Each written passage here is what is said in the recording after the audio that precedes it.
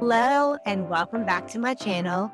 Today we're going to be talking about my favorite bags so far this summer. These are the ones that I've been reaching for most. Some are designer, some are pre-loved, and one is from an affordable leather brand that totally surprised me. I am shocked that I found it and loved it. So if you love handbags as much as I do, keep watching because I have a few gems to share. Please don't forget to like and subscribe and share this to any handbag lovers that you may know. All right, so let's dive in. So, what have I been wearing most this summer? And as someone who has a lot of bags, I have a lot to choose from. I've really just been wearing four main bags this summer. The first one is one that has been on my wish list for a really long time. I can't remember the first time that I ever saw the bag, but I feel like it was probably one of those quiet luxury YouTube videos. And this is a bag from Loewe, and it is the Loewe puzzle. Here is my baby. So this is the Loewe puzzle edge in gray. This bag was a dream find because I bought it pre-loved from Rebag. I had never purchased from Rebag before, so I was kind of nervous. But if you know me, you know I love saving money where I can, especially on luxury pieces. I told myself that unless I was going to Europe and would get the VAT back, I would not be buying any luxury bags here in the United States. It is just way too expensive, especially the Loewe puzzle. So this is a bag, like I said, that I've been coveting. Why I love this bag and why I've been using it so much this summer is that I love the slouchiness, yet kind of the structure feel of it. This was pre-loved. However, I would say I have a dust bag and I bought myself a little insert, but I mean, I don't think it was ever used. So I have been wearing this. I love this because I feel like it's something that I can wear both casually and dress it up. And the fact that it's gray in my wardrobe, I consider it to be a neutral color. So it's definitely something that to wear with an array of black, what every color in my wardrobe, I carry this bag because I consider it to be a neutral equivalent to like a black cam. It also makes this so versatile is that it has a strap and it has a top handle. I typically do carry a top handle, but if you want, you could always carry this bag crossbody as well. And when we're talking about Loewe, we cannot deny the craftsmanship of this bag. The leather is soft, supple, it's beautiful. I would have to say I have a lot of other luxury handbags in my collection, but I would say that this leather is one of the best leather handbags that I own. And I know with the whole puzzle community that there's a lot of debate of love of whether or not there is the edge, which is the newer model, or kind of the older model that has kind of like the feet, I think more pieces. And I was hesitant about the edge, but the way it slouches, I just love it. This is probably one of my favorite handbags. I cannot get enough of wearing this summer. If you are looking to purchase a pretty loved handbag, I would suggest looking at Rebag. They have some great options there. Right. The second handbag that I have been wearing the most this summer is a handbag that I purchased before my no buy. Just a little story time about this bag. So I follow a YouTuber called Mary Moder. I believe that's how you say her last name. I will include her YouTube channel below if you don't already follow her. Mary has a very distinct style. Her style is very, very different from mine. However, I love watching her content. She gives me great styling ideas. And I also love the handbags that she carries and she talks about on her YouTube page. So one episode, she was styling the Row handbag. And the Row brand is not something that really resonates with me. I'm a little bit too minimal and way too expensive. But she was discussing this bag called the Day Luxe in a small. And the way she was styling it, and the way that she was just talking about her kind of love around this bag, the bag jumped out at me. I was like, okay, I'm not interested in the row, but I will dive in and possibly purchase this small luxe handbag. Well, she mentioned during her video that she purchased the last one and she could not find it anywhere on the internet. And then when I Googled the bag and looked for the bag ranged from like $3,000 to $4,000. And that is not something that I'm willing to pay for. So I do like most people do, and I Google, what's it called? Google reverse image and started searching for bags that looked like this. And I came across this handbag company called Portland Leather Goods. And as I was going through their website, they have a bag called the Almost Perfect Raindrop Crossbody.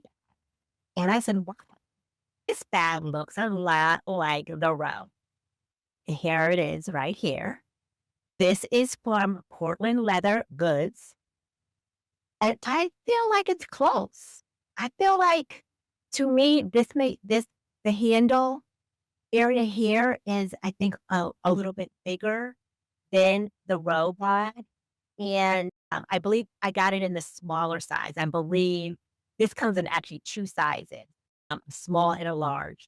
So this is the small. I believe that the Row was probably equivalent to their large model of this handbag. But before I purchased the larger one, I wanted to kind of test it out, because I've never purchased anything from this brand before. But this is my stuff is in, this is the bag that I'm using today and that I have been using.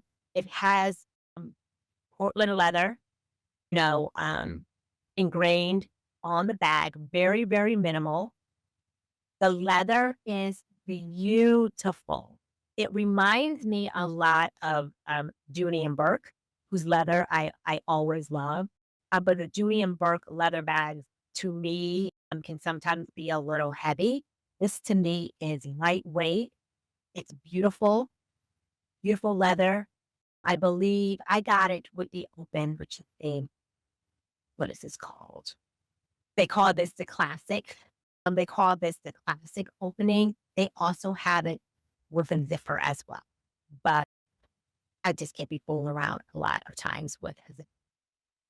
But beautiful, beautiful handbag. This has been my go-to um, most recently, but have been loving it. I've been loving it. I can put all of my everyday essentials into this handbag, makeup, wallet, all of those things. Yeah, I am loving it. When I purchased it, I also purchased it with an insert as well. I'm all about the inserts these days. I refuse to get my bag messy inside because I will leave a lipstick or lip gloss open and it will dirty up the inside of my bag in a second. So I did purchase it with the insert, and yeah, I am loving it. I think it's close.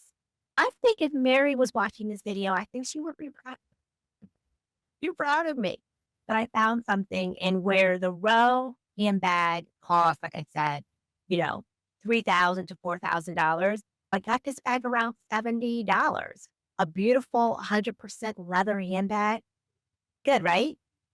The next handbag that I have been wearing on repeat is the only black handbag this summer. And I've shown this before, and I'll show it again because, again, I think I like a slouchy bag. This is my Kate Spade bag that I got at the Goodwill a couple years ago. Slouchy, fits everything. Can't go wrong. When I'm looking to grab black handbag for some reason, I've just been totally gravitating to this. And I think it's worth kind of taking a moment to appreciate how on trend this is It's how simple, classic, and I would say even elegant for for a Goodwill find. And this is the only Kate Spade that I have in my collection. And when I originally purchased it, like I said before, when I originally purchased this, I had no idea it was a Kate Spade until I got home and I started cleaning it up and I saw the little, little her Spade emblem there and then lightly engraved Kate Spade. When I got it from the Goodwill, I just noticed that it was a beautiful leather bag. And that's all that I was looking for at the time. So this has been my go-to black handbag that I have been carrying the most this summer. And lastly, the bags this is actually another brown bag. So I would have to say that I I would have to honestly say I have never loved. I don't like to have to search for anything in my bag. And it always felt like a bucket bag was like the land of the lost. You put your stuff in and then you can never find it again. So I've never had a bucket bag in my collection. And I was shocked. However, I was on the Banana Republic factory website and, doing some browsing like I typically would do. And I'm running to their handbag section. And what I have found with Banana Republic, especially Banana Republic factory, is that most of their handbags are leather.